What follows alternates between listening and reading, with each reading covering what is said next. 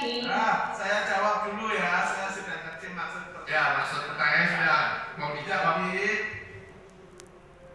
pengadilan memanggil si pemohonnya, ya, untuk menentukan statusnya. Kalau itu termohonnya sudah buat tidak diketahui tempatnya dari situ, ya sudah diakhiri penitipannya. Mungkin pengalaman di pengadilan negeri Medan, nah, itu kan ada dulu saya pernah mengalami, saya tugas di Medan tahun 2000 sampai 2007. Nah, itu ada perusahaan kertas negara. Nah, di situ ternyata perusahaan itu sudah tidak ada aktivitasnya lagi. Maka dipanggil si pemohonnya untuk mengakhiri situ karena sudah tidak jelas. Nanti di Bapak Ibu ya harus dipahami dengan baik apa itu pembayaran. Kan hapusnya perikatan itu kan memang pembayaran 1382 itu pembayaran bisa dilakukan oleh orangnya atau kuasanya kecuali terhadap prestasi-prestasi tertentu yang kreditur melakukan perbuatan tertentu yang tidak bisa digantikan orang lain. Nah, selain itu pahami dengan baik ya bagaimana untuk mengakhiri hapusnya perikatan ini.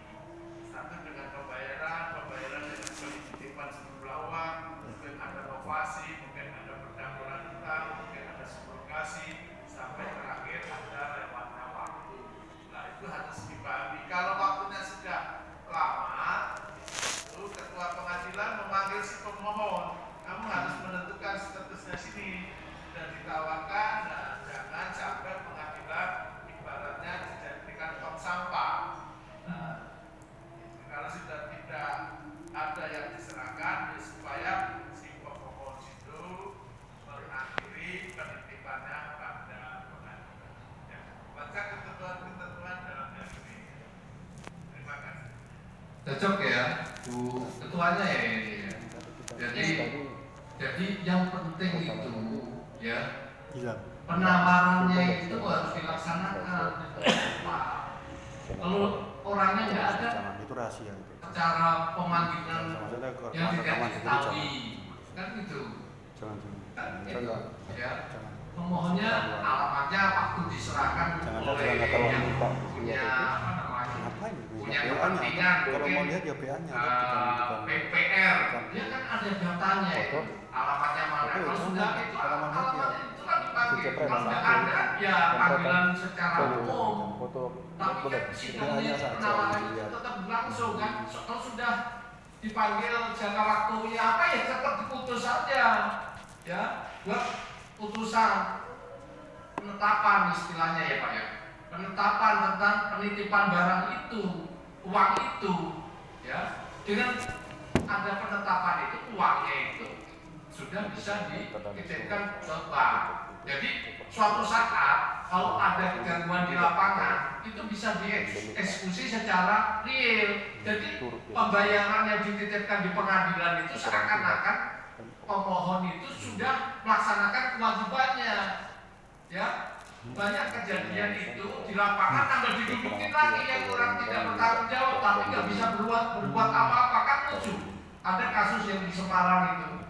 Lucu, pembangunan jalan tol itu tolnya didudukin, nggak mau dibongkar-bongkar, pengadilannya diem aja.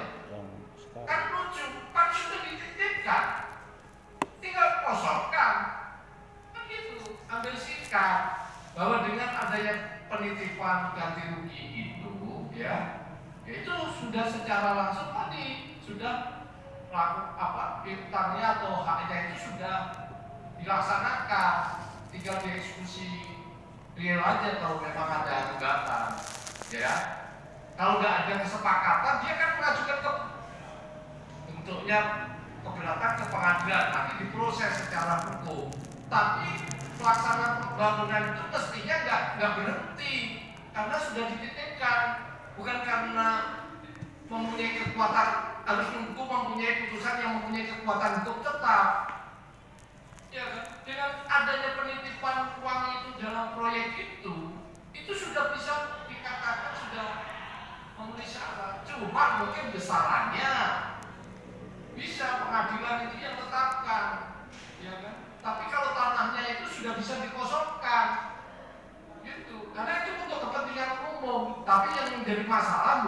salahnya dia nggak setuju dalam musyawarah itu kan proses aja nggak masalah. Tapi sebetulnya proyek-proyek itu waduk atau apa lapangan terbang itu mesti harus jalan. Ya, pengadilan itu harus membantu ke sana, pengertiannya seperti itu. Ya, nah, supaya nggak ada masalah, maka dipahami perma tadi supaya secara izin itu kan hari-hari. Kalau dia nggak pemohon itu nggak konsekuen sampai 14 hari, ya itu harus ditolak. Nah, kan gitu. Urusannya dia, mengapa nggak memahami perma itu sehingga menjadikan masalahnya itu sampai keberatan adanya gugatan. Jadi pengadilan itu sifatnya netral. Itu juga ngapain kita berkepentingan? Kan kita sudah diatur perma. Ya, jadi kita keseimbangan tadi antara yang berkepentingan itu 14 hari setelah ditetapkan itu harus disampaikan ke pengadilan tentang permohonan penitipannya. Ya, di satu sisi kalau dia lalai ya kita di tengah-tengah kita tolak itu permohonan penetapan ganti ruginya itu. Ya, seperti itu ya, cukup jelas ya. Cuma dipahami lagi. Ini sudah session pertama sudah, mungkin kita buka session kedua. Pak Bomongan tadi.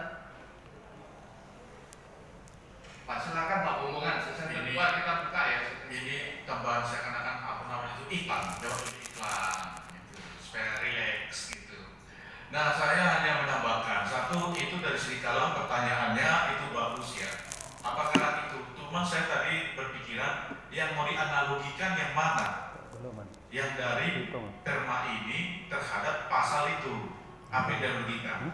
Nah, kalau tidak salah maksudnya bahwa memang untuk pengadaan tanah ini dengan penitipan itu maka dianggap itu pembayaran sudah selesai, maka hak milik sudah berpindah menjadi miliknya si negara yang membebaskan. Baru kemudian apabila pihaknya itu tidak mau keluar dari sana, maka selanjutnya adalah permohonan eksekusi dari pemohon untuk dieksekusi. Begitu. Nah, yang jadi perlu diperhatikan oleh ketua pengadilan adalah saya ingin bertanya dulu kepada ketua pengadilannya. Saya bertanya dulu. Nah, sebelum saya ke sana, namun di dalam pasal 1641 terus saya tadi saudara tadi, kalau penitipan yang diberikan kepada pengadilan yang bukan pengadaan tanah, bisa dulu saya sambung lagi tadi ya, itu bukan berarti pembayaran hutang setelah selesai. Nah itu, kenapa bisa terjadi antara berapa sebenarnya denda dan juga bunga di antara para pihak, tapi pihak ini nggak mau dendanya lebih banyak lagi sama dia atau bunganya, terus dititipkan ke pengadilan, maka pengadilan tetap menerimanya, tapi bukan berarti diterimanya ini otomatis hutangnya sudah selesai, tidak, karena mereka tetap masih bertengkaran. Itu bedanya antara pengadaan tanah dengan hutang piutang atau alasan apapun yang dalam pasal awal perdata. Nah, kalau tadi di perma itu berpindah haknya sehingga dia bisa dieksekusi dengan adanya penetapan pengadilan tinggi, maka negara sudah yang berhak untuk tanah tersebut. Nah, saya ingin melanjutkan lagi ke bagian ini adalah saya ingin bertanya ke KPN, apakah yang dilihat KPN untuk pihak yang berperkara? Apa yang dilihat?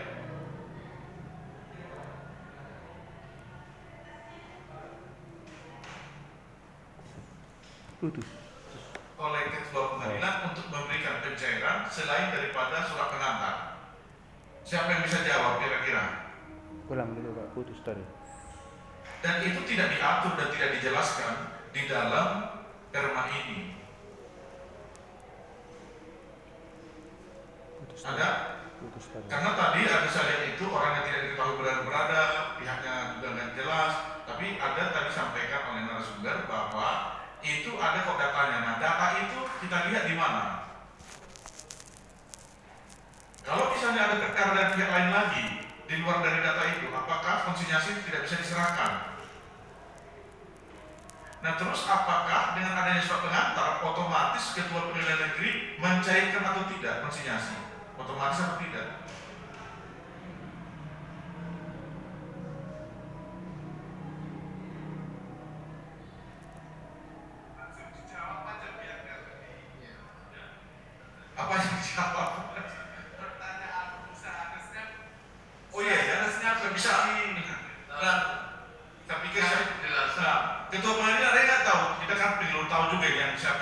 jawabannya ini? Siapa yang tahu?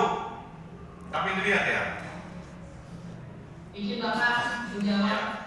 Ya. Pen mana? Oh ya. Kalau melihat perma tersebut, kami melihatnya terlibat di dalam pasal 25, Bapak.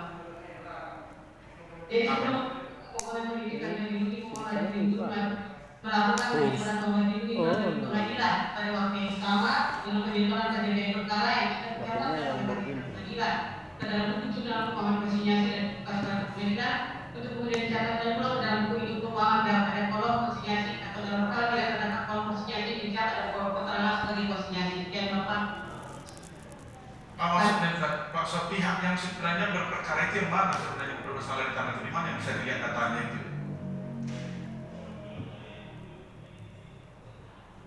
Itu. Jadi kan ada permohonan. Kalau misalnya pemohon termohon A dan B, permohonan itu menentukan termohon A dan B itu dari mana datanya?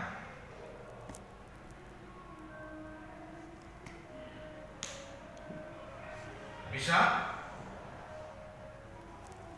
Iya, bisa aja Bro. Jadi yang perlu dilihat, dan itu tidak ada lihat, yang perlu dilihat di sana itu adalah berita acara penitipan ganti rugi yang dibuatkan oleh pertanahan sebagai saat itu ketua pelaksana pengadaan tanah. Itu yang dilihat. Nah di sana tertulis pihak-pihak yang berkepentingan, yang pihak-pihak yang berperkara. Itulah pihak menurut kantor pertanahan, menurut ketua pengadaan tanah yang sebut, dan mereka lah yang melakukan gugat menggugat. Sehingga kalau satu pemohon itu ada di sana merasa berhak, maka yang lainnya itu menjadi termohon A, B, C dan D. Itulah yang menjadi termohon. Dan juga pencairan penitipan juga harus diberikan kepada yang paling berwenangnya di antara salah satu pihak itu, bukan kepada pihak yang lain, karena penitipan ganti kerugian itu berita acaranya adalah kepada orang yang tersebut di dalam berita acara itu. Itu patokan kita sebagai ketua pengadilan. Nah, bagaimana kalau misalnya pihak ketiga ternyata berkepentingan di dalam perkara tersebut? Maka pihak ketiga itu haruslah mendapatkan haknya dari salah satu orang yang ada di dalam tertuang di dalam berita acara penitipan tersebut. Nah, oleh karena itu kalau misalnya ada alamat yang tidak jelas, itu kan ada penitipan ganti rugi, itu kan ada surat pengantar, maka surat pengantar itu harus dipegang dulu, baru nanti disampaikan kepada sangat jarang dalam kasus tidak ditemukan atau tidak dikenali alamatnya. Waktu persidangan mungkin tidak datang, tetapi pengantar dari kantor pertanahan pasti mengenal orangnya sehingga dia tahu pihak-pihak yang berperkara. Untuk sekarang ini ada lagi pihak tidak diketahui namanya orangnya, itu yang jadi yang persoalan sekarang ini. Tidak diketahui, tapi adalah pemilik orang lain, tapi tidak diketahui namanya anonim. Itu namanya sekarang juga penitipan anonim, dititipkan tapi orangnya tidak ada. Apa maksudnya? Supaya memang pengadaan tanah itu supaya dijalankan, dan itu sudah kita akui dan sudah kita lakukan penetapan anonim ya di pengadilan. Barangkali itu aja tambahan dari saya.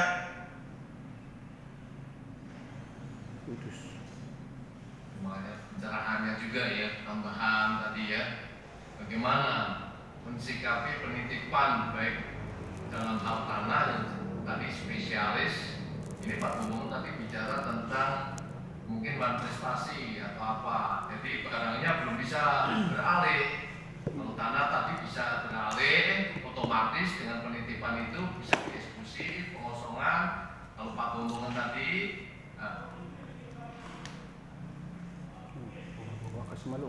kerjasama atau bisnis. Jadi sebetulnya itu belum bisa dieksekusi memang, karena itu cuma untuk itikat baik, bahwa debitur atau pihak yang memohon itu dianggap sebagai beritikat baik terhadap persoalan mereka berdua itu, hubungan perdata mereka gitu. Jadi tadi juga begitu, ada anonim, biasanya sih nggak anonim sih, orangnya sudah dipanggil tapi nggak datang-datang. Iya, makanya tanah itu mestinya kan dikenal. Makanya tanah itu mestinya kan kepemilikannya dikenal. Itulah. Jadi ada berita acara ganti rugi pengadaan. Jadi biasanya di situ Bapak Tono, ada Tono, Bu Mary, inilah pihak yang berkepentingan berperkara. Di situ terdaftar anonim, artinya tidak diketahui. Kita panggil orang dari kantor pertanahan. Kenapa ini seperti ini? Memang kami tidak tahu Pak, sertifikatnya juga kami tidak tahu, orang yang di sana juga tidak tahu. Namun ini tanah akan kami lewati sehingga kami berkat anonim. Jadi nanti kalau misalnya ada nanti waktu kita jalankan ini ada pihak nanti yang datang, disitulah nanti untuk klarifikasi. Ya. Nah, jadi ada dan makanya tidak dikatakan Pak Bombongan itu nggak masuk di perma tadi. Kalau perma itu harus jelas. Kan harus jelas. Yang ingin saya sampaikan Pak, yang ingin saya sampaikan adalah satu dokumen yang paling penting di dalam konsinyasi adalah berita acara penyerahan ganti rugi yang diberikan oleh Kepala Kantor Pelaksana Pengadaan Tanah. Itu Pak yang ingin saya sampaikan. Jadi Pak Bombongan, jadi begini, perma ini mengatur tentang identitasnya pemilik tanah yang jelas. Nggak ada anonim diatur di dalam perma ini.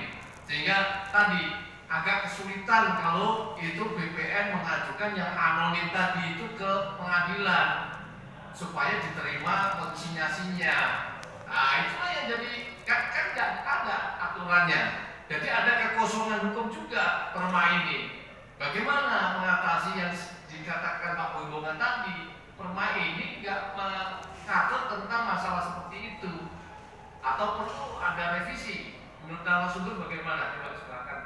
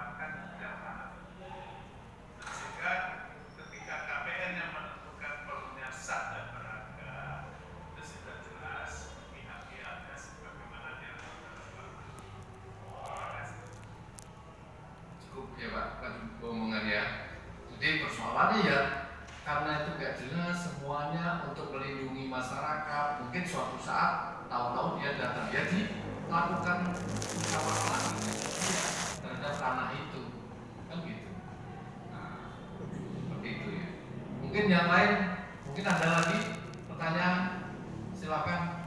Satu lagi lah pertanyaan. Ada? Cukup? Cukup Pak.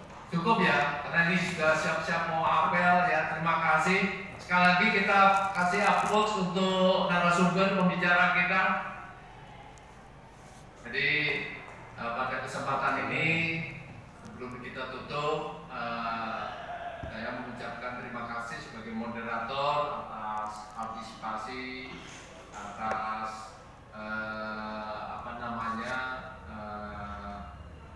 dan dari ketua, semoga semuanya bisa berjalan dengan lancar tugas-tugasnya, terutama dalam masalah penitipan barang ini. Selanjutnya saya serahkan waktunya untuk kepada MC.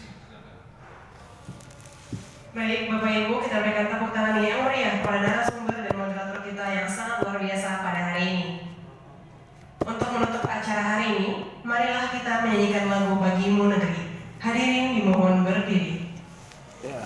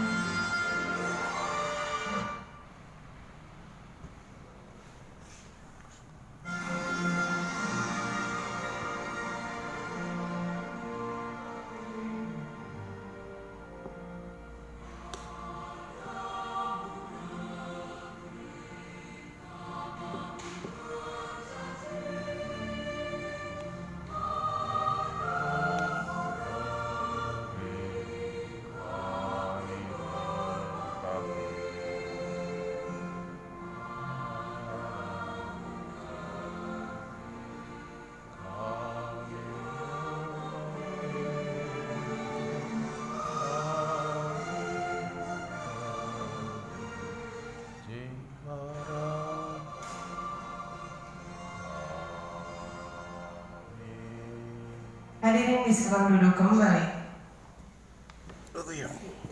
Baik Bapak Ibu, di Pengadilan Negeri Sembilan Hukum Pengadilan Tinggi Medan, kami akan mengambil foto untuk dokumentasi daftar kehadiran. Akan saya mulai.